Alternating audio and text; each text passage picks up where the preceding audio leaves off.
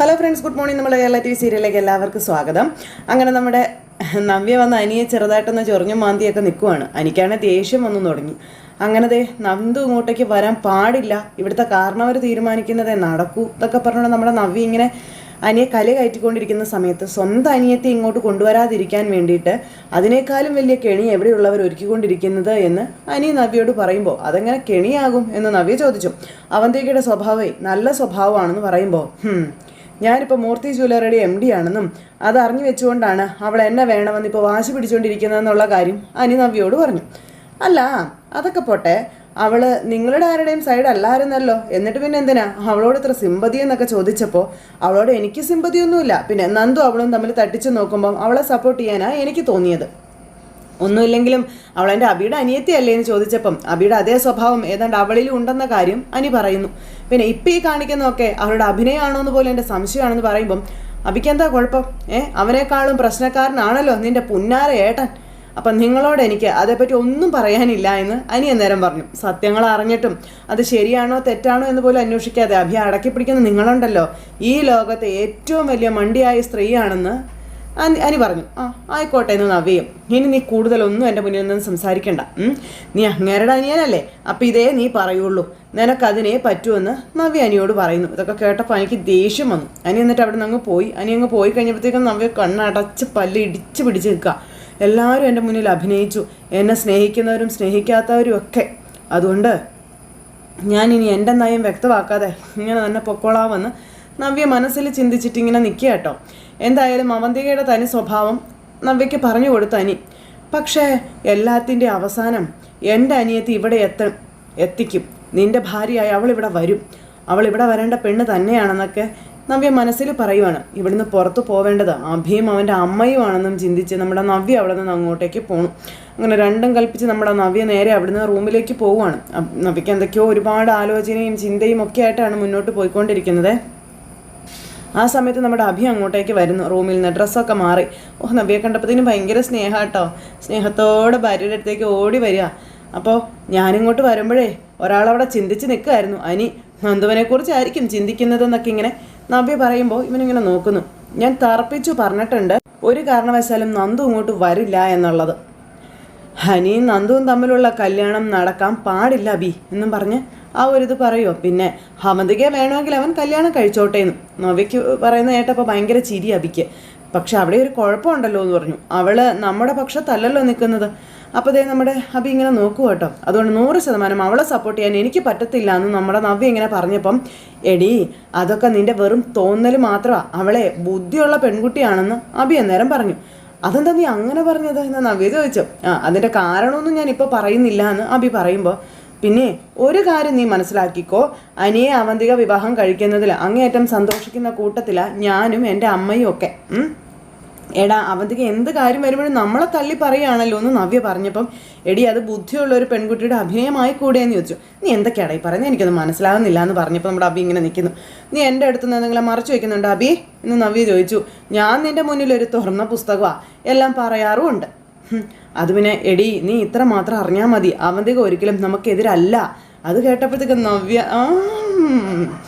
അവൾ നമ്മളെ സ്നേഹിക്കുന്നുണ്ടെന്നേ, നമ്മുടെ ശത്രുക്കളോട് തന്നെയാണ് അവൾക്ക് ഇപ്പോഴും ദേഷ്യം എന്നുള്ള കാര്യം അഭി നവ്യയോട് പറഞ്ഞു. അപ്പോൾ അത് കേട്ടപ്പം അപ്പോൾ അത് ശരി, അപ്പോൾ അനി പറഞ്ഞത് ശരിയാണല്ലേ എന്ന് മനസ്സിലായി ഇങ്ങനെ നിൽക്കുവാണ്. അപ്പോൾ ഇനിയിപ്പോൾ അനി മൂർത്തി ജ്വല്ലറിയുടെ MD കൂടിയാണ്. അവൻ്റെ കഴിവുകൊണ്ടല്ലെങ്കിലും അവൻ വന്നതിന് ശേഷം കമ്പനി ഒരുപാട് ഉയരങ്ങളിലേക്ക് പോയിട്ടുണ്ടെന്നും അതിൻ്റെ എല്ലാം ക്രെഡിറ്റും അവനാണ് കിട്ടിയിരിക്കുന്നതെന്നും അഭി പറയണം.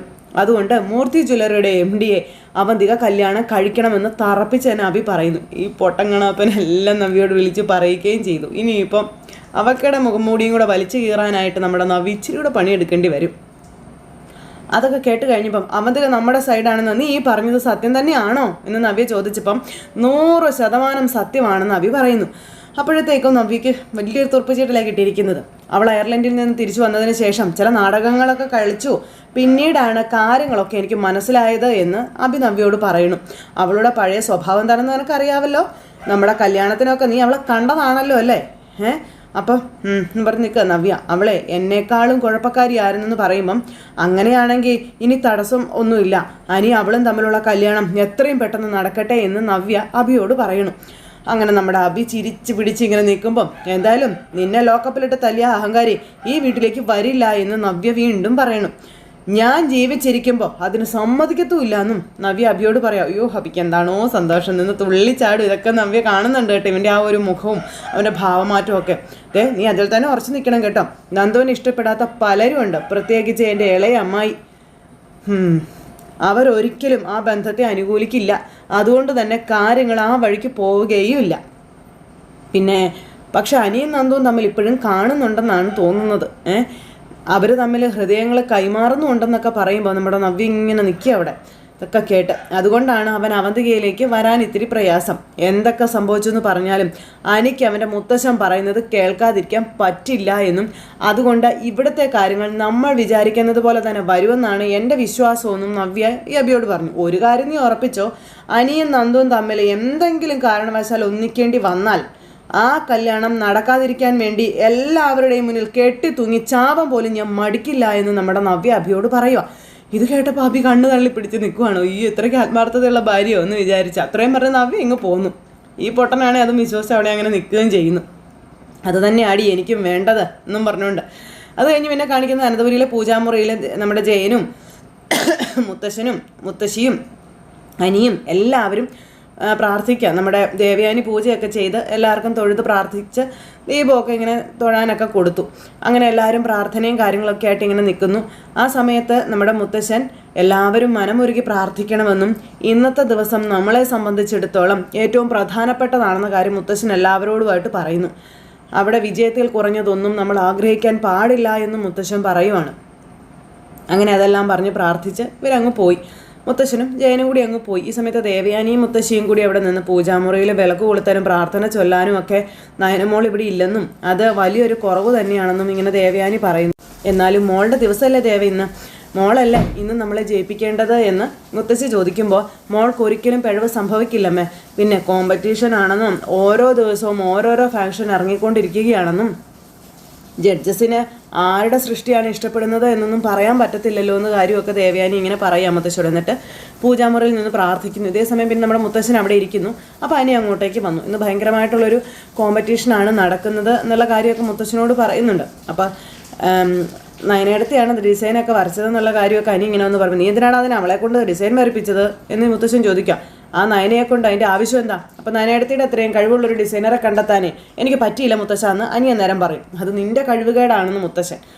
അതെ, എനിക്ക് അത്രത്തോളം മിടുക്കേ ഉള്ളൂ എൻ്റെ മുത്തശ്ശ എന്ന് പറഞ്ഞപ്പം ആരെ കൊണ്ട് വരപ്പിച്ചാലും ശരി ആ ഇതിൽ നമ്മൾ തന്നെ ജയിച്ചിരിക്കണമെന്ന് മുത്തശ്ശൻ. ഏഞ്ചലറുടെ MDയുടെ കൂടെ എന്തായാലും അഭി അവിടെ വരാനുള്ള സാധ്യതയും കാര്യമുണ്ടെന്ന് പറഞ്ഞപ്പോൾ മുത്തശ്ശൻ്റെ അനുഗ്രഹവും പിന്നെ നയനേടത്തിയുടെ കഴിവും കൂടി ഉണ്ടെങ്കിൽ നമ്മൾ പ്രതീക്ഷിക്കുന്ന രീതിയിലെല്ലാം നടക്കും മുത്തശ്ശ എന്ന് നമ്മുടെ അനി പറഞ്ഞു കേട്ടോ. നടന്നാൽ കൊള്ളാം, ഞാനിപ്പോൾ ഇറങ്ങുക, മുത്തശ്ശൻ എന്നെ അനുഗ്രഹിക്കണം എന്നൊക്കെ പറഞ്ഞു ഇങ്ങനെ ആ ഒരു ഇതെല്ലാം പറഞ്ഞ് പ്രാർത്ഥിച്ച് അനുഗ്രഹമൊക്കെ വാങ്ങിച്ച് പോകുമ്പോൾ നയനമോളുടെ കഴിവിൽ എന്നും തലയുയർത്തിപ്പിടിച്ച് തന്നെ നിൽക്കട്ടെ, ആദർശമോനും അത് അഭിമാനം തന്നെ ആവട്ടെ എന്ന് മനസ്സിൽ നമ്മുടെ മുത്തശ്ശൻ ഇങ്ങനെ നിന്ന് പറയണം. പിന്നെ മുത്തശ്ശി ഉൾപ്പെടെ മുതിർന്ന എല്ലാവരുടെയും അനുഗ്രഹം പോയി വാങ്ങിക്കണമെന്ന് പറഞ്ഞു. അപ്പോൾ അതൊക്കെ വാങ്ങിച്ചു മുത്തശ്ശ എന്ന് പറഞ്ഞു.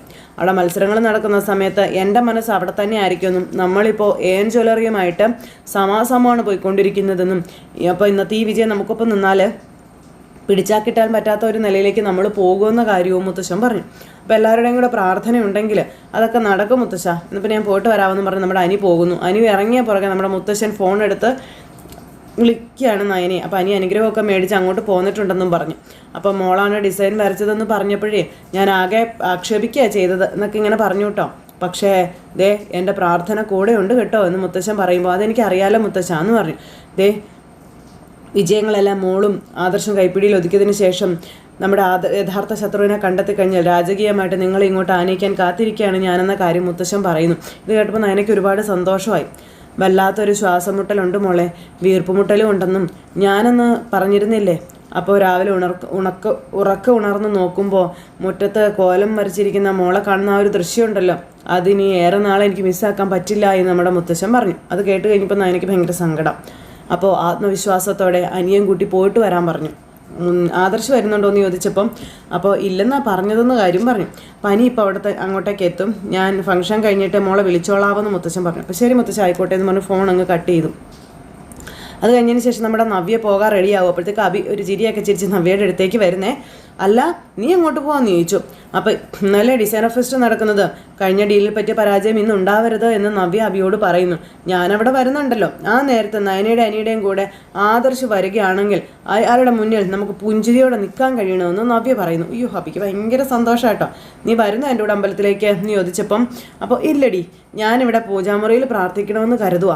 പിന്നെ നീ മനസ്സിരുത്തി ദൈവങ്ങളെ വിളിക്കാനായിട്ട് പറയുന്നു അഭി. എല്ലാം നഷ്ടപ്പെടുത്തുന്ന നമ്മൾ ഓരോന്നായിട്ട് തിരിച്ചു പിടിച്ചത്, അത് നീ ഓർക്കണം. ഇപ്പോൾ AN ജ്വല്ലറിയുടെ ഭാഗമാണ് നമ്മൾ.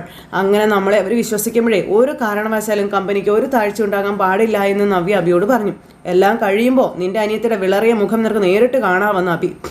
അവളെ അങ്ങനെ എഴുതി തള്ളണ്ടടാ നീ. അവൾ മനസ്സ് വെച്ച ഏത് കൊമ്പത്തെ ഡിസൈനറും അവളുടെ മുന്നിൽ തകർന്ന് വീഴുമെന്ന് നവ്യ മനസ്സിൽ പറയുന്നു. പ്രഗ്നൻ്റ് ആയതുകൊണ്ടേ എനിക്ക് അവളോട് പഴയതുപോലെ ദേഷ്യമൊന്നുമില്ല. എങ്കിലും ആദർശിനെ നന്ദുവിനെ സപ്പോർട്ട് ചെയ്യുന്ന അവളോട് എനിക്ക് വെറുപ്പാണെന്ന് നവ്യ അഭിയോട് പറഞ്ഞു. അതുപോലെ എൻ്റെ അമ്മ എന്നോട് കള്ളം പറഞ്ഞപ്പോൾ അതിനെ സപ്പോർട്ട് ചെയ്തവളാണ് ആ നയന. അതിൻ്റെ ഒരു ദേഷ്യം അതെൻ്റെ ഉള്ളിലുണ്ടെന്ന് പറഞ്ഞപ്പോൾ പിന്നെ എപ്പോഴെങ്കിലും അവർ നിന്നെ തെറ്റിദ്ധരിപ്പിക്കാൻ ശ്രമിച്ചായിരുന്നോ എന്ന് അഭി ചോദിച്ചു. അതിന് ഞാൻ നിന്നു കൊടുത്തിട്ട് വേണ്ടേന്ന് നവ്യ. ഞാൻ അത്ര വലിയ മണ്ടിയൊന്നും അല്ല എന്ന് നമ്മുടെ നവ്യ പറയാണ്. എൻ്റെ അമ്മ അങ്ങനെ ഒരു സംശയം പറയുമ്പോൾ അത് പൂർണ്ണമായിട്ടും തള്ളിക്കളയാനൊന്നും പറ്റത്തില്ലല്ലോ. വേറൊന്നും കൊണ്ടല്ല, അന്ന് ഇവിടെ കാണുന്ന രംഗങ്ങൾ അങ്ങനെ ആയിരുന്നല്ലോ എന്ന് നവ്യ അഭിയോട് പറയപ്പോൾ അഭി ഇങ്ങനെ നോക്കുക കേട്ടോ. നീ നിൻ്റെ അമ്മയും ഒരു സമയത്ത് അടിമകളെ പോലെ ഇവിടെയുള്ളതൊക്കെ കേൾക്കുമായിരുന്നല്ലോ ഇല്ലേ? അതിൻ്റെ ഒരു ഡൗട്ട് എന്തായാലും എനിക്ക് ഉണ്ടായിരുന്നു. അതുകൊണ്ട് അമ്മ ഈ കാര്യം പറഞ്ഞ ഉടനെ ഞാൻ DNA ടെസ്റ്റിന് കൊടുത്തു എന്നുള്ള കാര്യം പറയാം. അപ്പോൾ അതൊക്കെ ഞാൻ അറിഞ്ഞതാടി എന്ന് അഭി മനസ്സിൽ പറയുന്നു. അതിനെന്നെ സഹായിച്ചതേ ഡേവിഡ് സാറാ. റിസൾട്ട് അറിഞ്ഞതിന് ശേഷം എന്നെ ചീറ്റ് ചെയ്ത കാര്യം പറഞ്ഞ് എൻ്റെ അമ്മയും നയനയൊക്കെ സാർ ഒരുപാട് വിമർശിച്ചു എന്നുള്ള കാര്യവും നവ്യ പറയുന്നു. സ്വന്തം അമ്മ മക്കളെ ഇങ്ങനെ തെറ്റിദ്ധരിപ്പിക്കുമോ എന്ന് പോലും എന്നോട് ചോദിച്ചു. അപ്പോൾ അതിൽ അത്ഭുതമൊന്നും പറയാനില്ലല്ലോ എൻ്റെ നവ്യ. നിൻ്റെ അമ്മയ്ക്കും അച്ഛനും മൂത്ത മകളോട് വലിയ താല്പര്യവും കാര്യങ്ങളൊന്നും ഇല്ല. അവരുടെ മനസ്സിൽ അവരുടെ മറ്റു 2 മക്കൾ മാത്രമേ ഉള്ളൂ. അതുകൊണ്ടാണ് ആദർശിനെ വെള്ള പൂശാൻ അവർ ശ്രമിക്കുന്നത് എന്നൊക്കെ ഇങ്ങനെ പറഞ്ഞു കൊടുത്തപ്പോൾ, എന്നിട്ട് പറ്റിയോ? പിന്നീട് വിജയങ്ങൾ ഒന്നൊന്നായി നമ്മൾ വെട്ടിപ്പിടിക്കുകയല്ലായിരുന്നു എന്ന് ചോദിച്ചു. കഴിഞ്ഞ തവണത്തെ ഡീലൊഴിച്ച് ബാക്കിയെല്ലാം നമ്മൾ നേടിയില്ലേന്നും നവ്യ ചോദിക്കുക. ഇന്ന് എന്തായാലും ശക്തമായ കോമ്പറ്റീഷനാണ് നടക്കാൻ പോകുന്നതെന്നും അത് അറിയാവുന്നത് കൊണ്ട് നയന ദൈവങ്ങളെ നന്നായിട്ട് വിളിക്കുമെന്നും നവ്യ പറയുകയാണ്. അവൾക്ക് എന്നേക്കാൾ ദൈവഭക്തിയുള്ള കൂട്ടത്തിലാണെന്നും പ്രാർത്ഥനയും മന്ത്രവും ഒക്കെ അവൾക്ക് നന്നായിട്ട് അറിയാം. എങ്കിലും ഇന്ന് അവളേക്കാൾ കൂടുതൽ ഞാൻ ദൈവത്തെ വിളിക്കുമെന്ന് നവ്യ അഭിയോട് പറയുന്നു. നിന്റെ വിജയത്തിൽ കുറഞ്ഞതൊന്നും ഞാൻ ആഗ്രഹിക്കുന്നില്ലടാ എന്നൊക്കെ പറയുമ്പോൾ ഈ വലിയ ചിരിയൊക്കെ ചിരിച്ചിങ്ങനെ നിൽക്കുക. നിന്റെ വിജയം എന്നും പറഞ്ഞ് നമ്മുടെ നവ്യ അവിടെ പോയി നിന്ന് മുടിയും ചെയ്യിക്കൊണ്ട് ഇങ്ങനെ നിൽക്കുക കേട്ടോ. നവ്യ നോക്കി തന്നെ ഇവനിങ്ങനെ അവിടെ നിൽക്കുന്നു. ഈ സമയത്ത് നമ്മുടെ നവ്യ, അതെ ഇത് മൂകാംബികയിലെ കുങ്കുമമാണെന്നും ദേ സത്യത്തിൻ്റെ ദേവതയാ മൂകാംബിക, അതുകൊണ്ട് സത്യങ്ങൾ അറിയാവുന്ന ദേവി എല്ലാം ശരിയാക്കി തരട്ടെ എന്നും പറഞ്ഞുകൊണ്ട് ആ കുങ്കുമം എടുത്ത് നമ്മുടെ അബിയുടെ നെറ്റിയിൽ ഒരു കുറിയും വരച്ചു കൊടുത്തു. നീ നിൻ്റെ കമ്പനിയും നശിച്ചു പോട്ടെ എന്ന് മനസ്സിൽ പറഞ്ഞിട്ടാണ് തൊട്ട് കൊടുക്കുന്നത്. ഇതെല്ലാം കഴിഞ്ഞതിന് ശേഷം നമുക്ക് മൂകാംബികയ്ക്കൊന്ന് പോകണം എന്ന് നവ്യ പറഞ്ഞപ്പം അത് ഞാൻ അങ്ങോട്ട് പറയാനായിട്ടിരിക്കുകയായിരുന്നു. പോകുന്ന വഴിക്ക് നമുക്ക് ആ മൃദംഗശൈലിയിലൊന്ന് കയറണമെന്ന് പറഞ്ഞു. അപ്പോൾ ശരി ഓക്കേടാ ഞാൻ പോയിട്ട് വരാമെന്ന് പറഞ്ഞു നവ്യ അവിടെ നിന്ന് പോവുക കേട്ടോ. ഈ പൊട്ടനെല്ലാം വിശ്വസിച്ച് ഇങ്ങനെ അവിടെ നിൽക്കുവാണ്. നവ്യ അങ്ങ് പോയി കഴിഞ്ഞപ്പോൾ ഇവൻ്റെ ഒരു ചിരി. അപ്പം മൃദംഗശൈലേശ്വരി കള്ളന്മാരെ വെച്ച് പൊറപ്പിക്കുന്ന ദേവി അല്ലടാ, അതുകൊണ്ട് നിൻ്റെ കമ്പനിയുടെ അന്ത്യം അടുത്തെത്തിയെന്ന് നീ കരുതിക്കോ എന്ന് മനസ്സിലിങ്ങനെ നവ്യ പറഞ്ഞുകൊണ്ട് ഇങ്ങനെ നിൽക്കുക കേട്ടോ. ഇവനപ്പോഴും ജയിച്ച ഭാവത്തിൽ ഇങ്ങനെ നിൽക്കുക. ഇത് കഴിഞ്ഞതിന് ശേഷം പിന്നെ നമ്മുടെ നവ്യ അമ്പലത്തിലെത്തി അവിടെ ചെന്ന് ദൈവത്തിനോട് പ്രാർത്ഥിക്കുകയാണ്. ഇനി എനിക്ക് എൻ്റെ മുന്നോട്ടൊരു ജീവിതമില്ല. എന്നെ സ്നേഹിച്ചവരെയും എന്നോട് ആത്മാർത്ഥത കാണിച്ചവരെയും എല്ലാം ഞാൻ തള്ളി പറഞ്ഞു. അവരെല്ലാം ഞാൻ ശത്രുവായി കണ്ടു. അതിനുള്ള ശിക്ഷ അങ്ങ് എനിക്ക് തന്നു എന്നും പറഞ്ഞ് പ്രാർത്ഥിക്കുന്നു. ഇനിയെങ്കിലും നന്മയുടെ മേൽ തിന്മ വിജയിക്കരുതെന്നും എൻ്റെ അനിയത്തി ഇന്നത്തെ കോമ്പറ്റീഷനിൽ പരാജയപ്പെട്ടു പോകരുത്. മൂർത്തി ജ്വല്ലറി ഈ മത്സരത്തിൽ ഒന്നാമത് തന്നെ എത്തണമെന്നൊക്കെ പ്രാർത്ഥിച്ചുകൊണ്ട് ദുഷ്ടനായ ഡേവിഡും അയാൾക്ക് കൂട്ടുനിൽക്കുന്ന അഭിയും എൻ്റെ നയനയ്ക്ക് മുന്നിൽ തല കുനിച്ച് തന്നെ നിൽക്കണം. അങ്ങനെ സംഭവിച്ചാൽ ദേവിക്ക് ഞാൻ ചുറ്റുവിളക്ക് വഴിപാട് നടത്തിക്കോളാം. എൻ്റെ പ്രാർത്ഥന കേൾക്കണേ അമ്മേ ദേവി മഹാമായെന്നും പറഞ്ഞ് പ്രാർത്ഥിച്ച് നവ്യ ഇങ്ങനെ അവിടെ നിൽക്കുക കേട്ടോ. ഈ സമയത്ത് നമ്മുടെ ആദർശം നയനയും കൂടെ അമ്പലത്തിലേക്ക് വരുന്നു. അപ്പോഴാണ് നവ്യ തൊഴുത്ത് പുറത്തേക്ക് ഇറങ്ങി വരുന്നത്. നവ്യയെ കണ്ടപ്പോഴത്തേക്കും നമ്മുടെ ആദർശന് ദേഷ്യം വന്നു. നയന നേരെ ആദർശനെ ഇങ്ങനെ കയ്യിൽ പിടിക്കുക ഒന്നും പറയരുതെന്ന് പറഞ്ഞു. ഇന്നിവിടെ ആരെങ്കിലുമൊക്കെ വരുമെന്ന് എനിക്ക് അറിയാമായിരുന്നു എന്ന് ആദർശം നേരം നയനയോട് പറഞ്ഞു. എന്നിട്ട് ഇവർ രണ്ടുപേരും കൂടെ ഒന്നും അല്ലാത്ത പോലെ പോവുക. നവ്യ ഇവരെ കാണാത്ത മട്ടിൽ അങ്ങ് പോവുക കേട്ടോ. അനിയത്തി പരാജയപ്പെടണേന്ന് പ്രാർത്ഥിക്കാൻ വന്നായിരിക്കും അല്ലേ, വിഘ്നേശ്വരന് മുന്നിൽ അതിന് തേങ്ങ അടച്ചോ എന്നൊക്കെ ചോദിച്ചപ്പം എന്തായാലും എൻ്റെ ജ്വല്ലറി പരാജയപ്പെടണം എന്നെനിക്ക് പ്രാർത്ഥിക്കാൻ പറ്റത്തില്ലല്ലോ എന്ന് നവ്യ ഇങ്ങനെ ഇവരോട് രണ്ടുപേരോടും പറയുക. പിന്നെ എനിക്കിപ്പോൾ സാലറി തരുന്നത് AN ജ്വല്ലറി ആണെന്ന് പറയുമ്പം ഇന്നും അവൻ വരും അബി. അപ്പം എന്താ സംശയം? അബി മാത്രമല്ല, ഞങ്ങളെല്ലാവരും വരുന്നുണ്ടെന്ന് നബി ഇവരോട് പറയാട്ടോ. ഇപ്പോൾ അവരുടെ വിജയത്തിന് വേണ്ടി പ്രാർത്ഥിക്കുന്ന ചേച്ചി എന്നെങ്കിലും ഒരിക്കൽ അവർ നശിച്ചു പോണേ എന്ന് പ്രാർത്ഥിക്കാനായിട്ട് ഇവിടെ വരുമെന്നും പ്രത്യേകിച്ച് അബിയുടെ നാശത്തിന് വേണ്ടിയിട്ടെന്ന് നയന നവ്യയോട് പറയണം. നീ അമ്മയാകാൻ തയ്യാറെടുക്കുന്ന ഒരു പെൺകുട്ടിയാണെന്നും നിന്നോട് എനിക്ക് കയർത്ത് സംസാരിക്കാൻ പറ്റില്ല എന്ന് നവ്യ അന്നേരം പറഞ്ഞു. നീ കയർത്ത് സംസാരിച്ചാലും അതൊന്നും ഇവളെ ബാധിക്കാൻ പോകുന്നില്ല. കാരണം നീ പറയുന്നതും പ്രവർത്തിക്കുന്നതും ഒക്കെ ദൈവത്തിന് നിരക്കാത്ത കാര്യങ്ങളാണെന്ന് ആദർശ് അന്നേരം പറഞ്ഞു. നിനക്കിനി ആരെയും വിശ്വാസം ഇല്ലെങ്കിൽ അബി ദുഷ്ടനാണ്, നല്ലവനാണ് എന്നൊരു കടലാസിൽ എഴുതിയിട്ടൊന്ന് നറുക്കിയിട്ട് നോക്കാം. എന്നിട്ട് പ്രാർത്ഥനയോടെ അതിൽ നിന്ന് പറഞ്ഞാൽ കണ്ണടച്ചെടുക്കുക. അപ്പോൾ ഉറപ്പായിട്ടും അബി ദുഷ്ടനാണെന്നുള്ള നറുക്കെ നിനക്ക് കിട്ടുമെന്ന് പറഞ്ഞു ആദർശം. എന്തായാലും നിങ്ങളുടെ അത്രയും ദുഷ്ടനല്ല അവൻ എന്ന് നവ്യ ആദർശനോട് പറഞ്ഞു. അമ്പലനടയിൽ വെച്ച് ഇത്തരം സംസാരമൊന്നും പാടില്ല ആദർശേട്ട എന്ന് നയന പറഞ്ഞു. അതിന് വേണ്ടാത്തൊന്നും ഞാൻ പറഞ്ഞില്ലല്ലോ എന്ന് ആദർശം. AN ജ്വല്ലറി എല്ലാവിധ തയ്യാറെടുപ്പുകളും നടത്തിയിട്ട് തന്നെയാണ് ഇന്ന് ആ കോമ്പറ്റീഷനിൽ പങ്കെടുക്കാൻ പോകുന്നത്. അങ്ങനെ ഒരു മത്സരത്തിൽ നീ വെറുതെ നിന്റെ എനർജി കളയണ്ടായിരുന്നു നയനെ എന്ന് പറഞ്ഞപ്പം മൂർത്തി ജ്വല്ലറിക്കും ആദർശേട്ടനും എനിക്കും വേണ്ടിയിട്ടാണ് ഇത്തിരി എനർജി കളയുന്നത് കൊണ്ട് വലിയ കുഴപ്പമൊന്നുമില്ല ചേച്ചി എന്ന് നയനെ അന്നേരം പറഞ്ഞു. പിന്നെ മുത്തശ്ശൻ പടുത്തുയർത്തിയ ഒരു സ്ഥാപനം എന്നും തലയെടുപ്പോടുകൂടി തന്നെ നിൽക്കണമെന്നും നയന പറയുമ്പോൾ കുറച്ച് നാളത്തേക്കാണെങ്കിലും ആ തലയൊന്ന് കുനിഞ്ഞല്ലോ. ഇപ്പോഴും 2 ജ്വല്ലറികളും തമ്മിൽ സമാസമല്ലേ പോയിക്കൊണ്ടിരിക്കുന്നത്. അപ്പം ആ സമത്തിൽ നിന്നും വളരെ മുകളിലേക്ക് പോകാനാണ് ഞങ്ങളുടെ ശ്രമമെന്ന് നയന. അങ്ങനെ ശ്രമിക്കുമ്പോഴേ കൂടെ നല്ല മനസ്സുള്ള ആൾക്കാരുണ്ടാകണം, എങ്കിലേ വിജയം നിങ്ങളുടെ കൂടെ നിൽക്കുള്ളൂ എന്ന് പറയുന്ന നവ്യ. അപ്പം ഞങ്ങളുടെയൊക്കെ മനസ്സ് കുറച്ച് മോശമാണ്, നിന്റെ ഭർത്താവിൻ്റെ മനസ്സ് നല്ലതാണല്ലോ, അതുകൊണ്ട് നിങ്ങൾക്കൊക്കെ നല്ലത് വരട്ടെ എന്ന് ആദർശ് നവ്യയോട് പറഞ്ഞു. ഒരുത്തി ഇപ്പോഴും ജീവനോടെയുണ്ട്, അനഘ. അവളുടെ അടുത്ത് ഇപ്പം ചന്തുമോളും ഉണ്ട്. ഇനിയിപ്പോൾ വെക്കേഷൻ കഴിയുമ്പോൾ ചന്തുമോൾ അനന്തപുരിയിലേക്ക് തന്നെ വരുമെന്ന കാര്യവും പറയണു ആദർശ്. അനഘ മെല്ലെ റിക്കവർ ആയിക്കൊണ്ടിരിക്കുകയാണെന്നും മിക്കവാറും അവൾ തന്നെ നിന്റെ മുന്നിൽ വന്ന് നിന്ന് സത്യങ്ങളെല്ലാം പറയുമെന്ന് പറഞ്ഞപ്പം അതെ, നിങ്ങൾ പറയിപ്പിക്കുന്ന സത്യങ്ങൾ അവൾ വന്ന് പറയുമായിരിക്കും. അങ്ങനെ അവളെ കൊണ്ട് പറഞ്ഞു പറയിപ്പിക്കേണ്ട കാര്യമൊന്നും ഞങ്ങൾക്കില്ല എന്ന് ആദർശം നേരം പറഞ്ഞു. ചിലപ്പോൾ അവളുടെ ഭാഗം ശരിയാണെന്ന് പ്രൂവ് ചെയ്യാൻ വേണ്ടി നിയമത്തിൻ്റെ സഹായം വരെ തേടിയെന്ന് വരുമെന്ന് പറഞ്ഞു. നേരം ആയിക്കോട്ടെ, ആ സമയത്ത് ഞാൻ നിങ്ങളെ അംഗീകരിക്കാമെന്ന് പറഞ്ഞ് നവ്യ അവിടെ നിന്ന് അങ്ങോട്ടേക്ക് പോയി. അത്ര പോലും ഇവരുടെ മുന്നിൽ പിടി കൊടുക്കാതെ നവ്യ പോയ നവ്യ തിരിഞ്ഞു നിന്നിട്ട് എൻ്റെ അഭി തെറ്റുകാരനാണെന്ന് അവൾ പ്രൂവ് ചെയ്താൽ അതുവരെ നിങ്ങളാണ് പ്രതിയെന്നും പറഞ്ഞ് നമ്മുടെ നവ്യ അവിടെ നിന്ന് അങ്ങോട്ടേക്ക് പോയി. നവ്യ അങ്ങ് പോയി കഴിഞ്ഞപ്പം ചേച്ചിയുടെ സ്വഭാവം ഒരിക്കലും മാറാൻ പോകുന്നതല്ല. പിന്നെ എന്തിനാ വെറുതെ തർക്കിക്കാൻ നിൽക്കുന്ന ആദർശേട്ട മന്നേന്ന് പറഞ്ഞുകൊണ്ട് നയന എന്നിട്ട് ആദർശനെയും കൂട്ടി അങ്ങോട്ടേക്ക് പോകുന്നു. അവർ പോയപ്പോൾ നവ്യ ഇങ്ങനെ തിരിഞ്ഞു നിന്ന് ഇവരെ നോക്കി കരഞ്ഞുകൊണ്ട് നിൽക്കുന്ന ഒരു സിറ്റുവേഷൻ കാണിച്ച് ഇന്നത്തെ കഥ അവസാനിച്ചു. അപ്പോൾ എല്ലാവരും കാത്തിരുന്ന് കാണണം കേട്ടോ. എല്ലാവർക്കും നല്ലൊരു ദിവസം ആശംസിക്കുകയാണ്. വീണ്ടും കാണുന്നത് വരെ എല്ലാവർക്കും ടാറ്റാ.